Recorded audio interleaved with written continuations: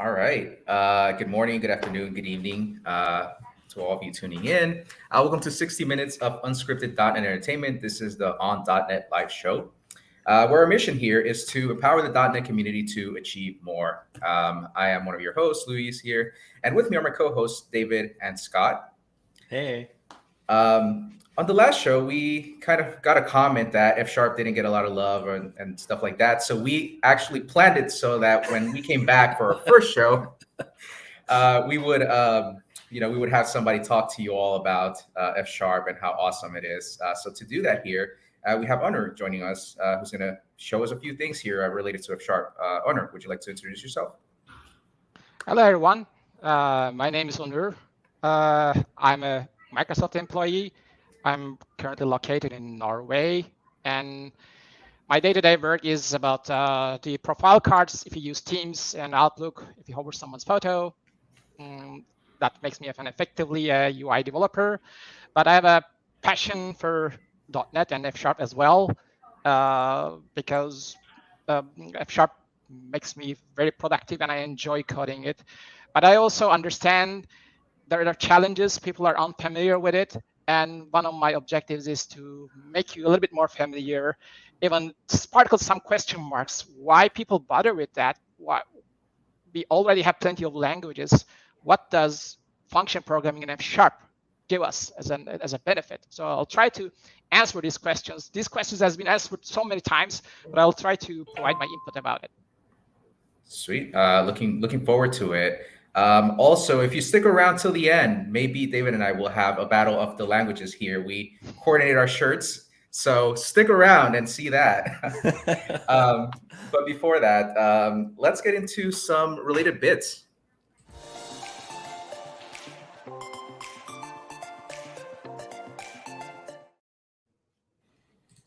Awesome. Thank you very much for the perfect segue, Luis. So in the related bit section that I've prepared for you today, we're going to direct you to the Akka link that's scrolling on the bottom of your screen. So if you follow aka.ms/onnetlive/F sharp first steps, it's going to take you to this Learn module. And in this Learn module, it's really kind of introducing you to F Sharp holistically. And it's brought to you by our good friend, C Sharp, or Jeff Fritz, you may know him. And rather than diving into it, I encourage you to follow the link. But basically, the module is going to walk you through setting up your development environment. It's going to introduce you to using variables, doing input and output.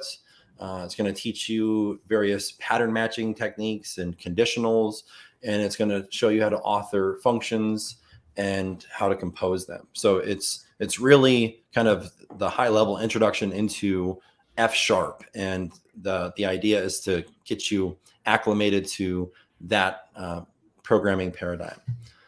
So with that, let's just jump right away into the hallway track, where we'll focus on more of a contextual bits here from Onur.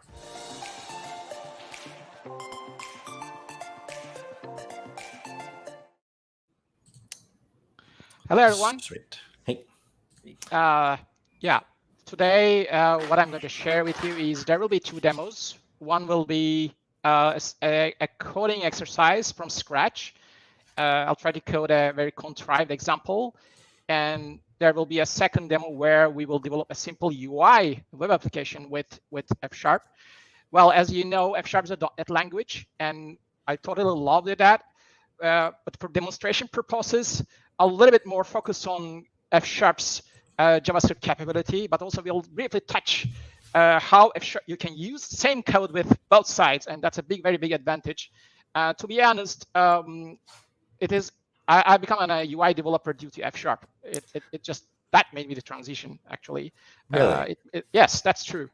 Because I always wanted to learn React, and I was always confused some time ago. And then F Sharp actually has a very good, via Fable, has a very good integration with React itself as well. And somehow today I'm a React developer at Microsoft, which is possible. That's amazing. So I'm actually, I want to ask a question. So you had mentioned F Sharp going to JavaScript? How does that work? Well, we have the standard .NET compiler where it takes the F# source code and compiles to standard .NET assemblies, DLLs. Yep. But we also have a project, an open source project called Fable, which is the address is fable.io, where it can read and parse F# code and generate JavaScript. And I know there are a lot of tools like that, but Fable is very mature. I worked professionally in my previous jobs. I worked in a job where they use dedicated Fable, and it's very mature. I'm fully confident that you can build very robust real-life applications with Fable. As a side note, Fable not only can compile F# to JavaScript, but also with the newer version, it can compile it to Python, Rust, and Dart and TypeScript. Really? Yes. The interesting bit is Rust is a language with no garbage collector. So right. It's very interesting. A language with garbage collector can transpile to a language without a garbage collector. It's very interesting, actually. I'm intrigued by that. So is it just F# or does it understand .NET? Like, could we also do C#? I know I'm venturing. Okay. It is working on the source level. So it's not processing the IL code. So that's why actually we have Fable-related NuGet packages. But once we prepare, we are required to put our source code into the NuGet packages as well, so that they become Fable compatible. Interesting. I think that's an open invitation to the Fable folks to come on the show, because there is a ton of really interesting neat stuff they're doing. Yeah, absolutely. I've been doing a similar thing. Just as an aside, it just kind of sparked my interest. I've been writing or re-implementing the TypeScript abstract tree parser so that I can basically take C#. I can source generate C# from TypeScript for like Blazor interop. So it's just, I think it's interesting that there's so much kind of back and forth efforts here between languages, and it's really interesting. David, is this the Blazor Raiders project? Yeah. Cool. Well, let's should we share your screen and dive right into it? Yep. Perfect. Here we are. So this is if you're watching me right now, which is watching this show, you can also follow me. You can do the hands-on coding just as I do. But if you want to just watch, that's also fine. The web address. So for this demo, you don't need any editor. You don't need any compiler. You just have to visit fable.io/RAPL, and this environment gives us a full-blown F# environment where we have the compilation checks, type safety, and all other things. So this pane, you see that, just to get you familiar, is divided into 4 sections, where the right-hand section is for the HTML. We are not going to use that, but we click the code, and we will see what kind of code is generated here. In particular, once we type F#, it will be generating JavaScript code. The bottom pane which we'll be utilizing, it will be our console outputs, and the left pane is just if we have compilation errors, and that's how it works. Basically, this button makes the compilation, and we'll write code, and we'll press the button, and we'll see how it works. So as all starters, we'll start with the hello world, with the very simple one, and then we just write the printf. You can see this environment shows full-blown typing for methods, functions, and we can get real compilation errors. And we'll just type our string as hello world, and then we'll press play.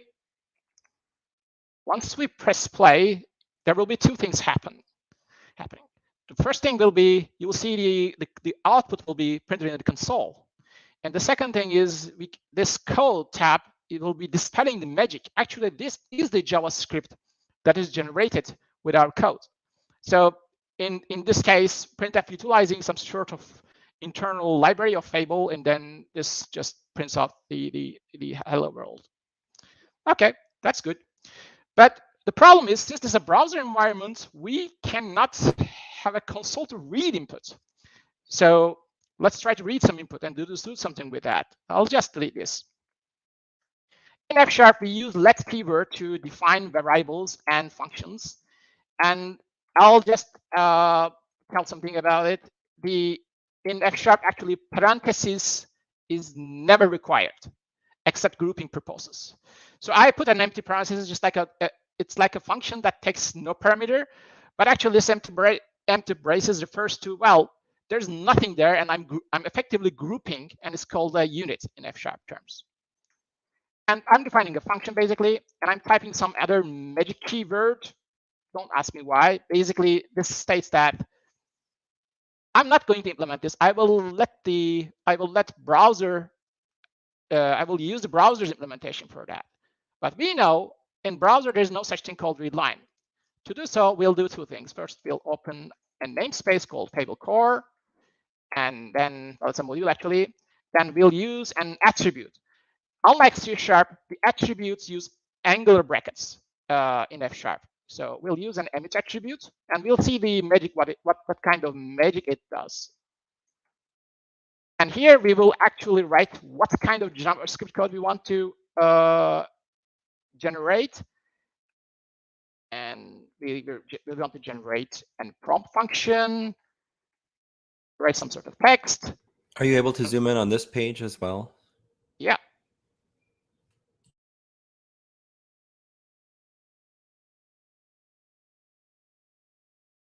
Okay.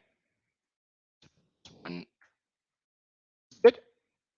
Maybe one or two more? Ah, much better. Okay. Old eyes. Thank you very much. No problem. And let's basically now our function is ready. Let's use this function. Let's assign it to a read line. And then there's one caveat. In F#, we don't have to specify the return types, not necessarily, but in this case, because we are hooking in the browser API, it's better to specify what will be the return type of this function. So basically, if we look at the syntax, this is the let keyword, this is the function name, this is the parameter, and after the colon is the return type of the function. And once we have the input, we'll just print it out, printf with %s. This %s looks like C style from others, but it's actually a type safe one. So if we give an integer, it will complain. It will strictly require a string one. Once we do that, everything is ready. We press play. You can see that there's a prompt window opened, and we can type hello world. Click OK, and our input is successfully emitted to the output. If we look at the corresponding JavaScript code, you can see the read line is gone. Instead, we have the prompt function, which is we actually specifically instructed by the emit attribute. Whenever you see this function, instead use this one. So that's how it works. So once we have our input and output is ready, let's try to develop a contrived project where we just want to check an integer against 10. Then we'll define a function called check against 10. We'll get an input. As I stated, we don't use parentheses. And F# is an indent-based language. So basically, if I want to define the function body, I indent once. And if I say if I is greater than 10, I like to return greater as a string. Else, smaller. Now, there's no return keyword here, as you see. In F#, there's no return keyword. I'm kind of lying, but anyway. So we will see that.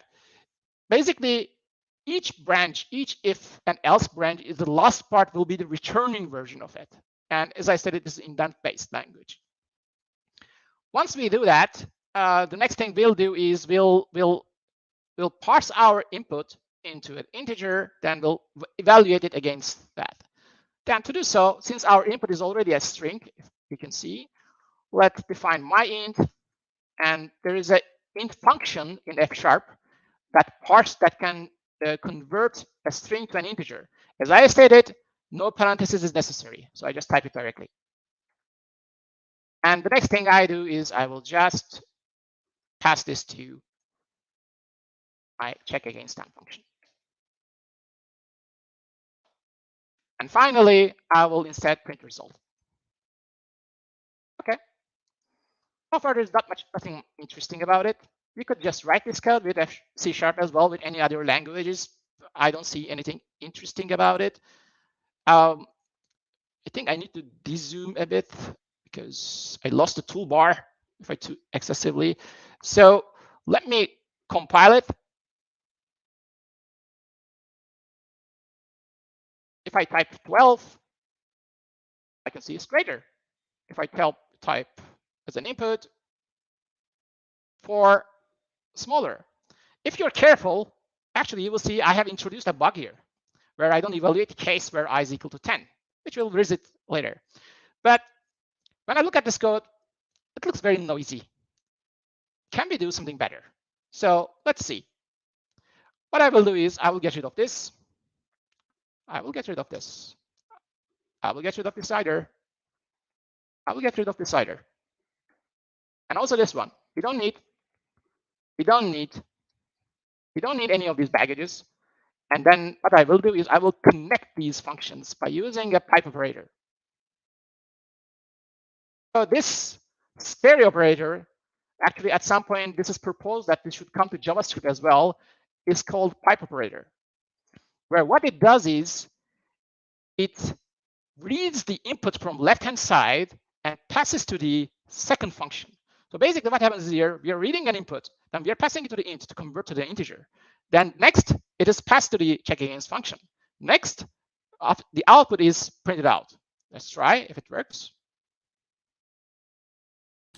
I'm pretty sure this is the first time I've ever had like an aha moment in F# where, I mean, I've seen stuff like this before, but not how like you're introducing like the concept of here's how you would typically write it, like sequentially and declaring all your stuff and verbose. And oh yeah, you don't need that. Just pipe everything over and look how simple and beautiful it is. That's really cool. Yeah, that's a very good observation. F# is about composition. So we are actually composing our program from functions. But also we have another objective. Why we use F#, it's a little bit, in my opinion, F# allows you to do function programming, whereas function programming not necessarily allows you to write better code, but it allows you to focus on a portion of the code so that I don't have to worry about, hey, if I change here, would I break other part of my program? I don't. And I owe this to pure style functional programming, where it actually allows me to keep me focused on a single point. Let's move on. So I'm kind of annoyed. I post this code to code review, and let's assume my colleague says, okay, but I don't like this greater, smaller. They're not type safe, right? So can we make this type safe? Of course we can. So we'll introduce a concept called discriminated unions, which are similar to enums, but a little bit different than that. So I'll define a type called greater or smaller, which will be looking like greater or smaller. Type operator will look like confusing, but if you're a C# developer, for the time being, you can assume this is like an enumeration, like an enum, kind of. But it is a little bit more than that. The next thing we do is we can get rid of these braces, quotes, and then we have the unstringized version of it. But again, we want to print a string, let's say for visualization purposes, and I'll just define a function called convert to string. Whereas, let's say called result. Now here, F# has something called match, which is pattern matching. It is very similar to C# switch statement. Where it's very easy to use. We say that match res with, like a switch case statement. If res is equal to greater, notice I have not defined any type. F# is smart enough to infer all these types, and I say it's greater, the string. Otherwise, smaller, then it will be smaller. Okay, this is a typo. I did that. This we have a compilation error because the check against 10 is no longer returning a string, but it is easy to, since we have pipelined our program, all I have to do is to insert convert to string. And ta-da, ready to go. Let's try. I hit play button. Okay, we're good. Our program is still intact. If you type something smaller, then good. Again, we pass our program to code review, but then. Well, yeah. What if you pass in something that's not an integer? Yeah, we'll come to that. That will be the next event. Yeah. So the first thing there, the code reviewer observed that we are not evaluating the 10 case. So hey, this code isn't evaluating the 10. What if it is I is equal to 10? You're returning smaller, right? Now, for us to fix that bug, I have a very good temptation to put my another condition here, but I'm resisting that temptation. Why? In a real project, maybe you have written hundreds of tests, okay? And once you change something in the core logic, then you can kiss goodbye to your old tests. Then you have to fix your tests. Can I implement that without changing any code? That's good coding. So, and we can do that. So I'm only going to add new code, except the outer frame of the application, and then without changing any code, and I'll fix that.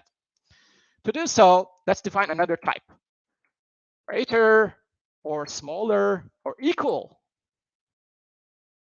I forgot the equal. Now this case is that one of the cases will be equal, okay? And the second case will be greater. Now bear with me, this part might be looking confusing. Greater or smaller of greater or smaller. So this part requires some sort of explanation, where basically I'm stating that this type can be either equal or it can be parent of the other case. Now, what is the syntax about? The right-hand side is type. The left-hand side is just a label. So I can type here anything. It doesn't matter. In this case, I'll just type it shortly. Basically, you can think of this like a function where this is the function name, GOS, and it takes an input of this type, and it constructs a greater or smaller or equal. This is a key type, and it basically, this is why we call it discriminated union, because it unifies different types, actually. This is the purpose of it. It's not just enumeration. Once we do that, let's type the second version of the application without changing any code. Check against 10 v2. I. Now, if I is equal to 10, then we'll return equal. Otherwise, well, we're going to reuse our logic. So what we will do is let's call it res, and we'll pass the input to check against 10. Okay? And the res is now the type of greater or smaller, but we would like to convert it to the parent type because each branch of this function returns greater or smaller or equal. To do so, all I have to do is GOS and res. Basically what I say is I pass the I, and then this returns a regular greater or smaller. Then I wrap it to this case, and it generates this type. Well, this looks verbose. I can just use our pipeline to instead do check against 10 and then GOS. Okay. So this might be a good question to pause for some questions. What we've done so far is we've been demoing the F#, but if we take a step back from that, there's some basic questions like this question I'm going to show here. Considering there are other languages in the .NET ecosystem, when might F# be a better choice than, say, C# or VB? As I stated, there are a couple of benefits of F#. One is you can still reuse all existing .NET ecosystem. You can interact with C#, etc. But the primary benefit is of F# is it allows you to write functional programming style code. Why would I do functional programming? Why should I do function programming? Because function programming is about pure functions, where those functions don't have side effects. Then I can just focus. So for example, when I look at this function, I don't have to worry about if I'm altering any logic because there's no mutation. So we try to build our programs without any mutation. If you don't have mutation, then I don't have to worry about if I change some state, am I going to break something or not? Then this is out of question. Of course, for real life programs, there will be interaction with I/O. You need to read files, you need to interact with the database, and etc. Which I will show how we tackle that problem in a functional manner briefly. But my motto is this: F# makes you sleep better because you don't have to worry about all these mutations and then other things. And the third benefit is that F# is a language it can compile to JavaScript, just in this case. So you can build isomorphic applications, just like Node guys do. So you can use F# on both client side and server side simultaneously without WebAssembly. And that's a very great benefit, if you ask me. But again, I have to highlight, it requires a paradigm shift, it requires a mind shift, and it's not easy to do the jump. All Yeah, right. I think Fuel put it succinctly here, right? Like, it's great for programming. Like, at the end of the day, right, it's a programming language. It works with .NET and JavaScript as well in this example, right? So at the end of the day, right, it's about ergonomics and where you feel at home, right? At least in my opinion. Well, we have another question I want to get to here, and then we'll get back to the demos. And the question gets to, if I can find it in the chat, essentially, if you have a C# project and you want to consume an F# project, how would one go about that? Is it easy to do? Is there some specialized knowledge that would be required? There's no specialized knowledge required. Just like as a C# project, as you would say, you would add a reference to your F# project, and then you can use all your classes, inheritance, properties, constructors, everything, almost 95, 98%, let's say, of C# features is consumable directly by F#. There are some esoteric cases where, like covariance and contravariance kind of edge cases, but it's very trivial. All you have to do is add a reference and then just you can use. F# supports OOP. F# supports classes. F# supports inheritance, polymorphism, and everything you know as a first class also. All right. Thank you for the answers. Back over to your demo. Yeah. So we'll just write the second version of let convert to string, version v2, and it's really cool res. Then all I have to do is to convert to string, res, and if the res type will be match res with. If it is equal, and I will just return equal. Otherwise, if it is GOS, and this is the inner GOS, I pass this encapsulated variant of it to here.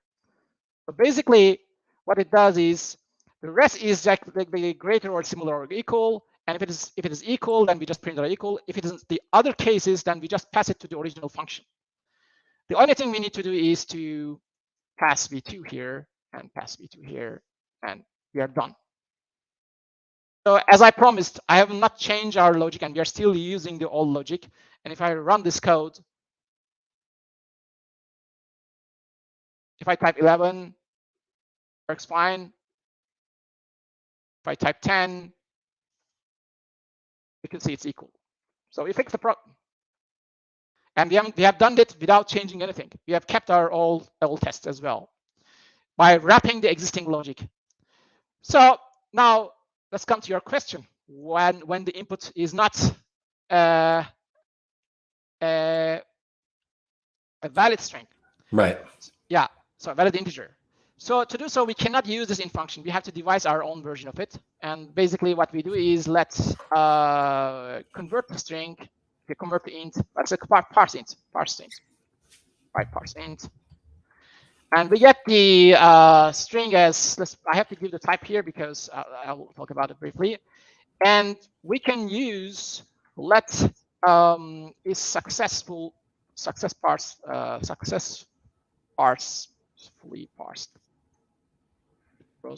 value. This is a tuple.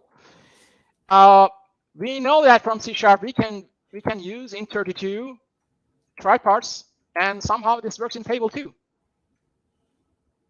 What this does is, when you use the C# version, we use the out parameter.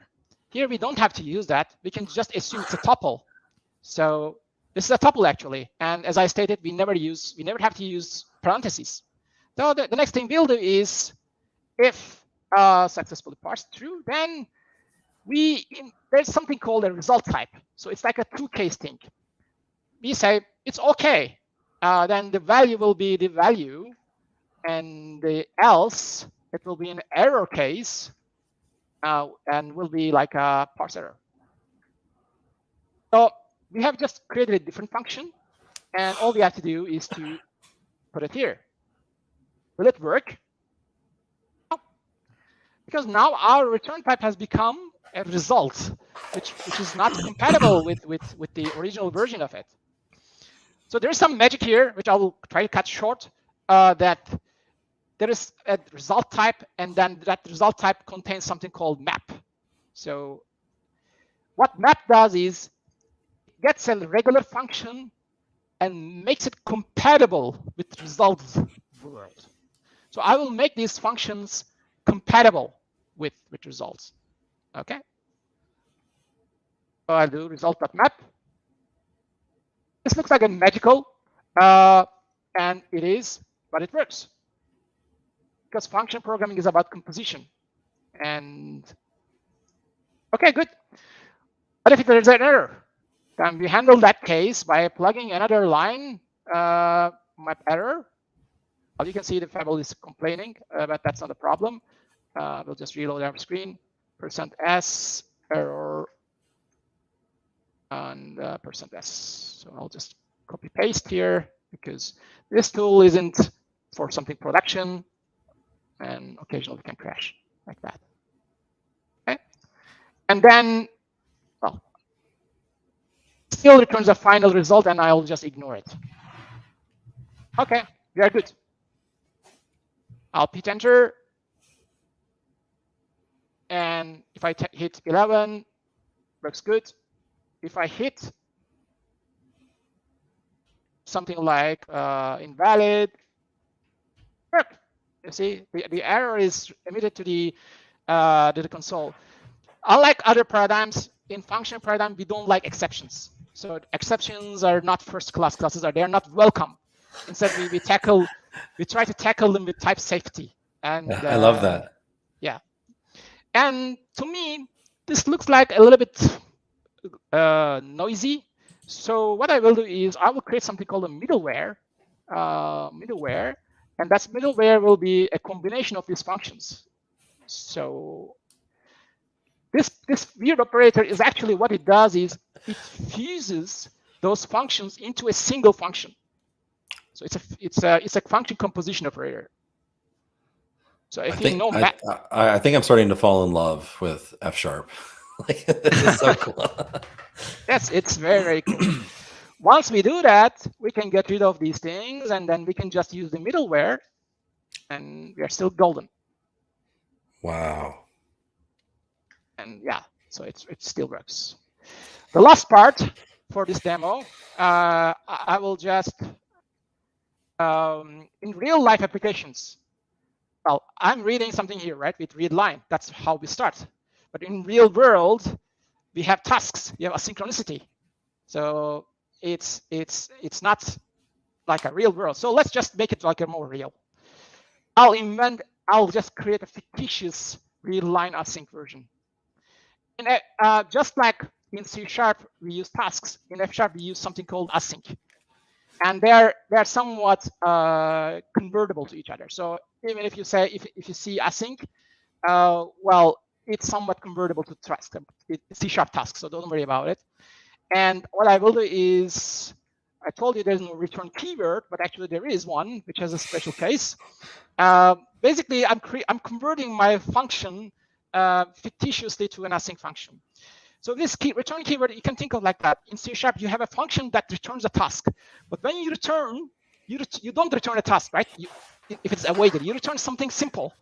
And magically, C# converts it to the task. So this is actually this kind of return. It does the same kind of magic. It just wraps it into the read line. And So to do so, the next step would be is just to convert it to the async version, and immediately it complains again, because again, types are not compatible, and we again use the map, async map. Unfortunately, the built-in F# library doesn't have one, so I'll just briefly write quickly a version, but there are tons of libraries that does that, so you don't have to worry about doing this. But this let bang is equal to the C# await statement, and sorry, should be B and X. So basically, we are awaiting the inner value, then we are lifting FV. Okay. And next is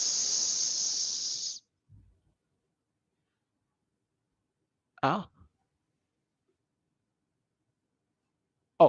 sorry, I forgot function name. And all we have to do is async map. Step back, lifting again.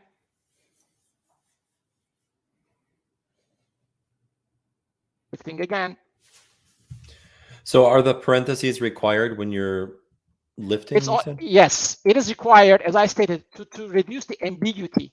You need to help the compiler because otherwise it won't be able to resolve the ambiguity of it.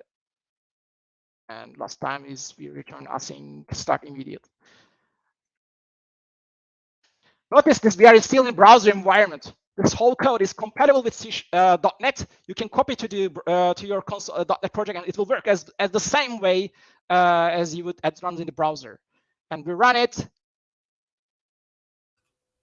And again, I may have missed this part, but what's the purpose of the async.ignore statement on line 54? Yeah, sure. So basically, originally we had an ignore statement here. This was the original one. But we still want to lift the ignore. So it's basically the same thing as this one. They are essentially the same. This is just a shortcut. Yeah. And right now, as you see, we haven't touched the core part of our logic, and we made our program fully robust, where it's async friendly and error friendly. That concludes the first part of it. I'm not sure how we are on time, how much time we have. We're doing great on time, but there is an interesting question. I personally don't know the answer of it, but I will put it up here, and perhaps one of you three can answer this. So, many folks think of C# as being very similar syntactically to Java and perhaps being a competitor. How should we think of the F# language? Is this intended to compete with a language like Scala? Well, that's a very good analogy.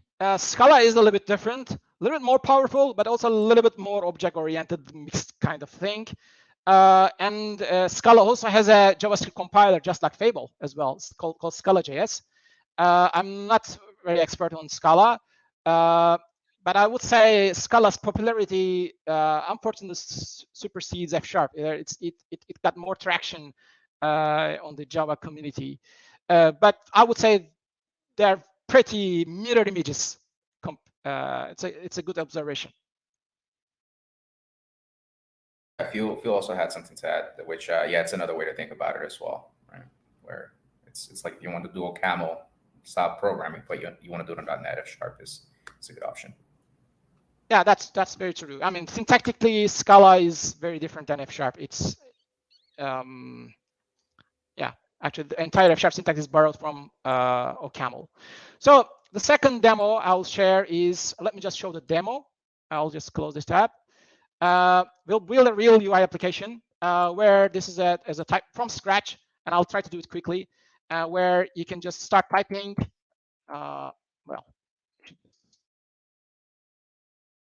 So this is a typing test. So if I make a typo, it becomes red, and then it shows the time. So we'll try to develop something in 10 to 15 minutes quickly. If I click start over. To do so, I will open a terminal. Let me just bring my terminal to here. And get rid of it. Yeah, I already have it run the demo, but let's just do it from scratch. So to start with Fable, actually, you need to first install this template. There's a dotnet template, which is you can just type this much.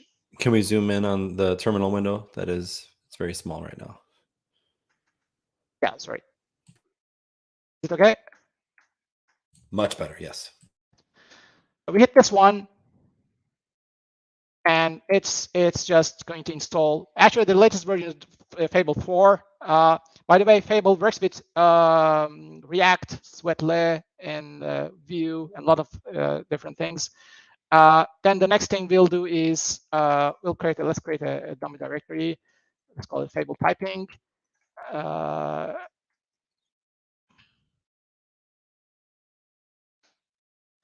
And then we'll create a new project. And I'll do this with .NET new Fable.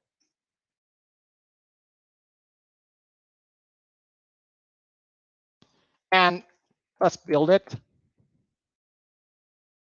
because it's in the source folder.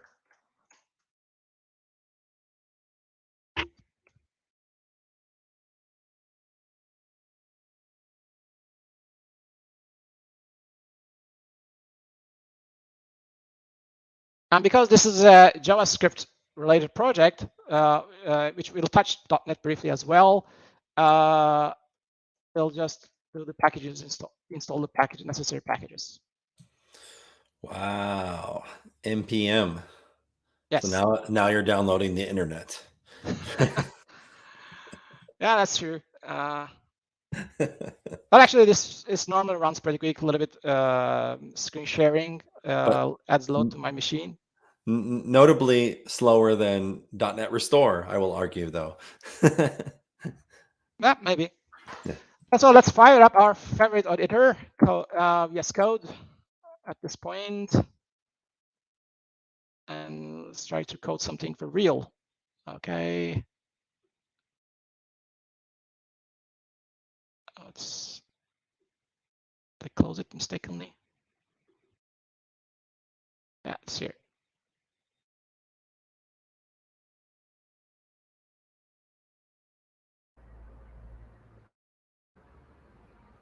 Yeah, and whenever that loads, we're probably going to want to most likely bump up the font here. Yeah.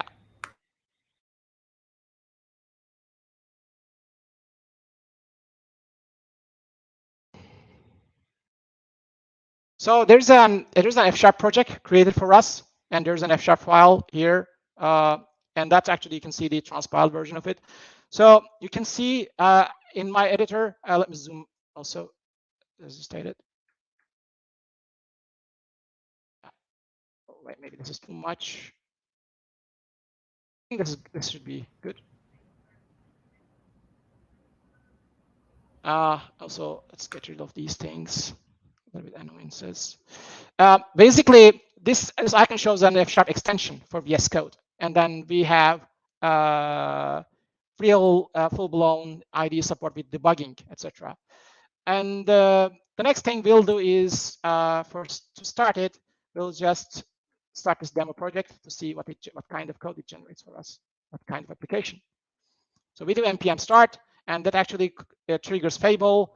And basically, if you see the code, there's a button, and if you click the button, it increments some sort of counter.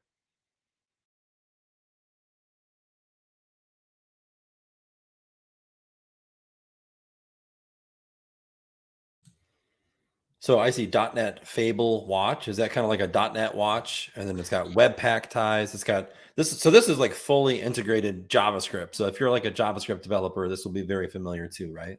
Yes, that's true. And it actually watches the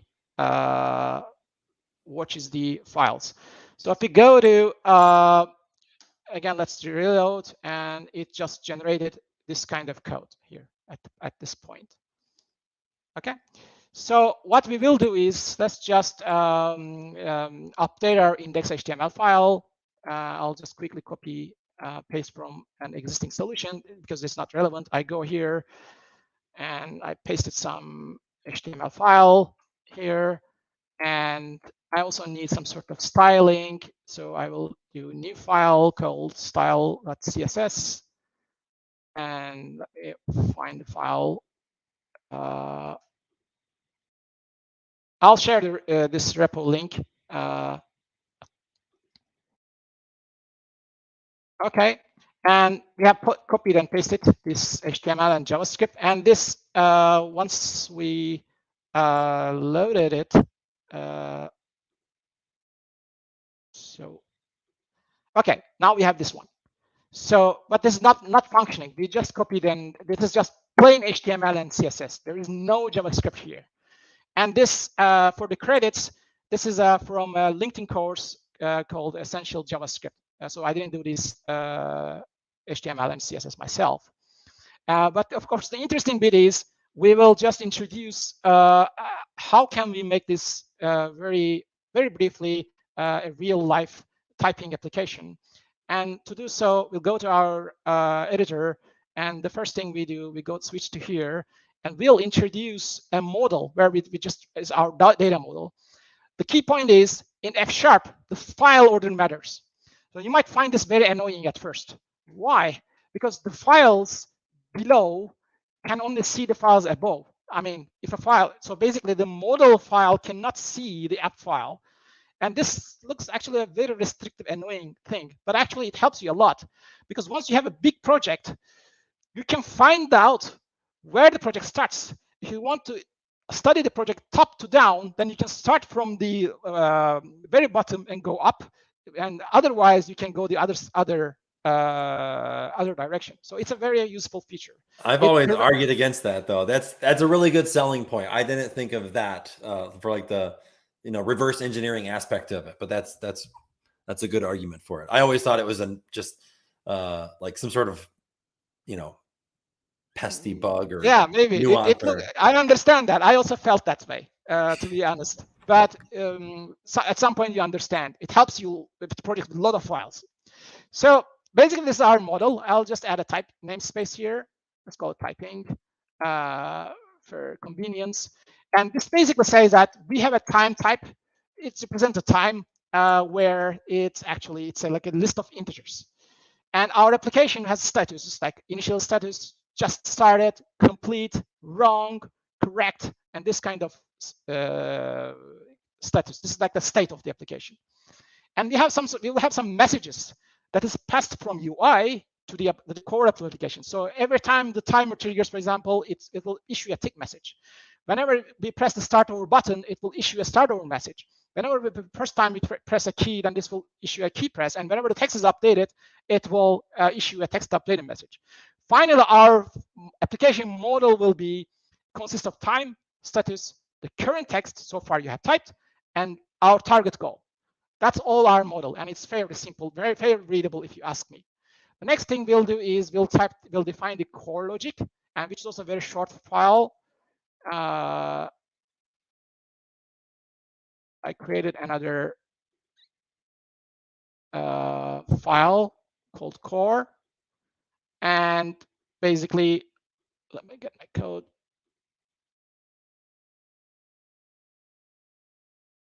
This is also fairly short. Sorry, let me just do this here.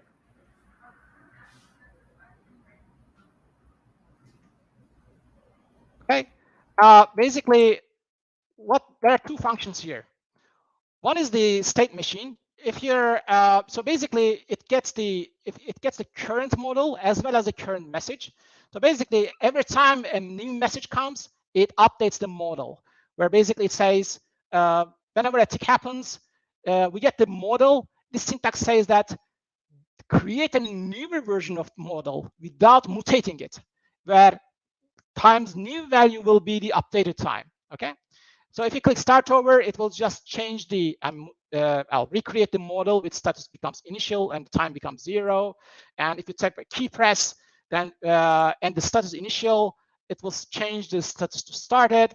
And when you text updated message comes, so this logic is slightly tricky, but basically says that it just checks how much % of the characters we are matching. If we are fully matched the target text, then we are complete. If we are partially matched, we are correct. If otherwise, we type something wrong. So it basically denotes the application status. state, actually. And the second part of it is the update timer, where it adds one, and then, well, this looks complicated, right? So let's just see this. Let's just test this on the fly. To do so, I right-click here, and I say generate references for FSI, which is F# interactive. Okay, so it generated a lot of DLLs, and for the IntelliSense to pick up, I need to actually do a quick reload, which is command palette, which is very quick under normal circumstances. And really quickly, kind of if you were to say the pattern here, right, for the UI, would this be like a MVU style pattern? Well, I will not use any framework. It will be looking like that, but for the sake of simplicity, I will use plain JavaScript, but there will be an F# agent that will help us for state management. Okay, so let's type typing at the core. I'm doing this for testing purposes. Oh, okay, it's still picking up.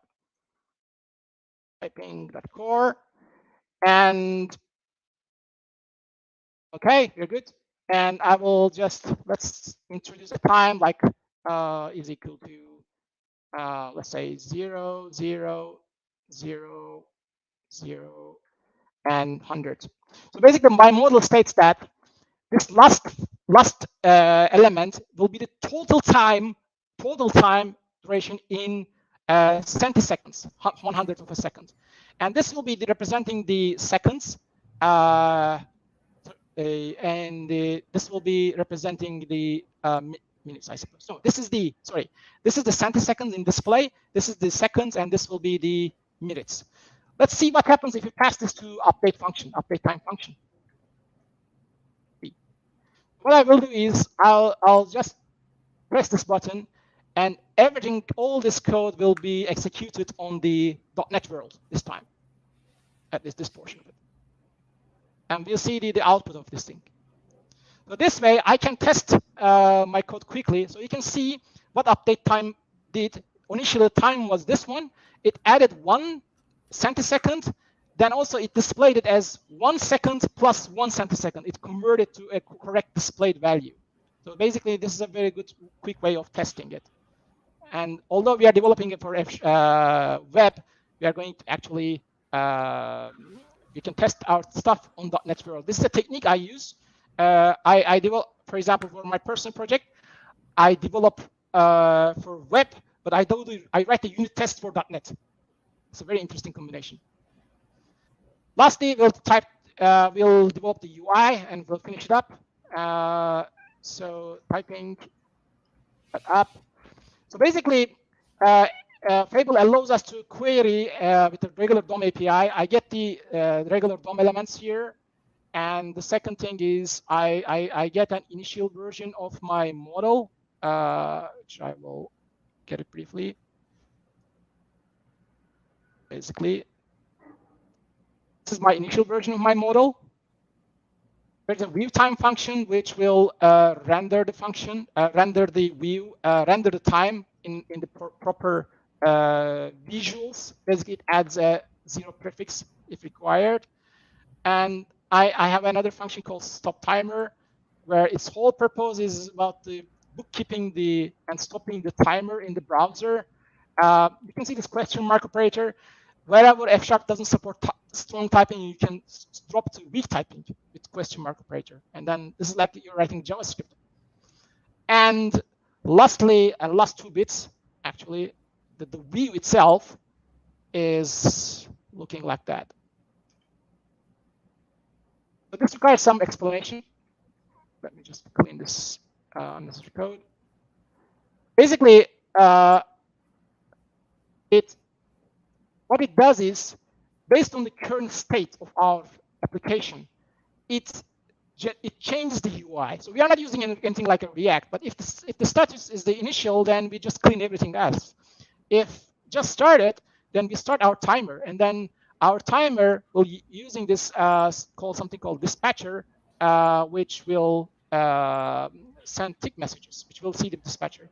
If it is correct, it will just generate the border color, and depending on what you do, what is the correct state, it will just change the border color. And finally, we are also rendering the time by using the view time function.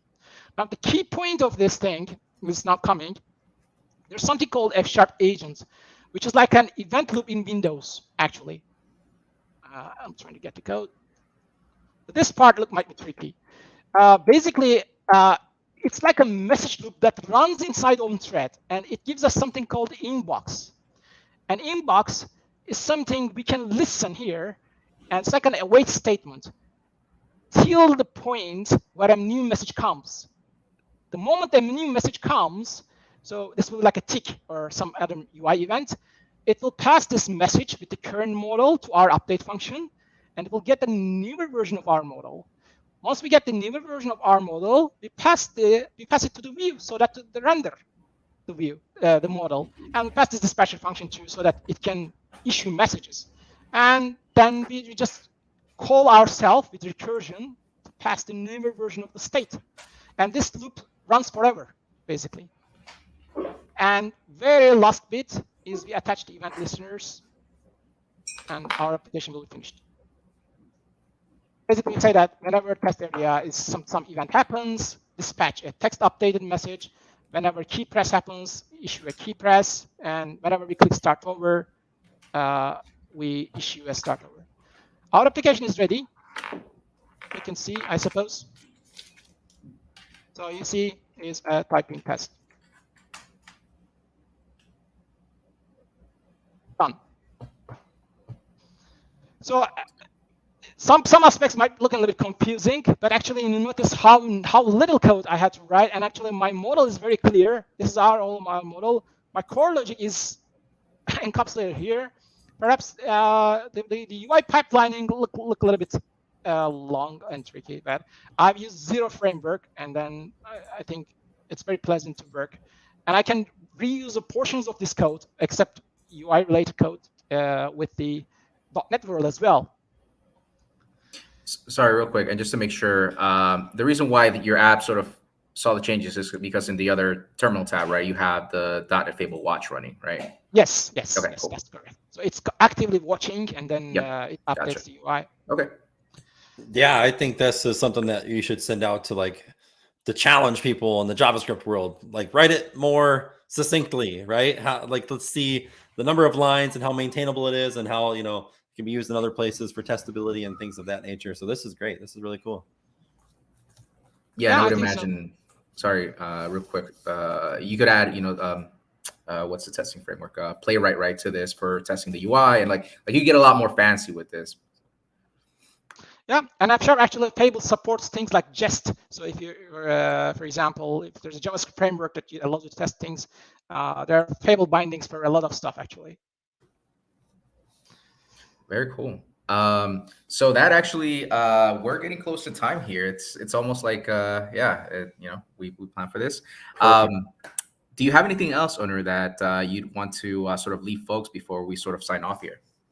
Well, one of the things is I just want to highlight is F# requires a different mindset. So don't try to, C# or Python, you don't try to do the same thing with F#, and you will be disappointed because then you wouldn't see the point. You need to a little bit go for idiomatic F#. And second thing is F#. Actually, there's an F# in F#org website. Frequently, they offer mentorship, free mentorship programs, where you can find a mentor who is willing to spend minimum 1 hour per week for you for the 8 weeks. It's a free teacher. That's awesome. Yeah, and it's actually has an awesome community. It's very mature. Don't be discouraged by no one uses it, kind of things. I practically owe my career to F# actually. That's the truth. That's awesome. Well, I mean, thank you so much for joining us here and showing us F# and how there's even beyond .NET, right? You can use it with JavaScript, and there's multiple ways of introducing F# into your projects. But yeah, so thanks everyone for joining us here. Make sure that you check out the other .NET Live streams and videos over at .NET/live. I think I saw a question here whether this was going to be recorded. All of our shows are always recorded, so you can check these out on your own time. And then next week, we have Savannah, who's going to be joining us to talk about how you can go from code all the way to the cloud with the Azure Developer CLI. So make sure to stay tuned for that. In the meantime, again, thanks so much, and we'll see you next time. Take care. Awesome. Thanks, everyone. Bye.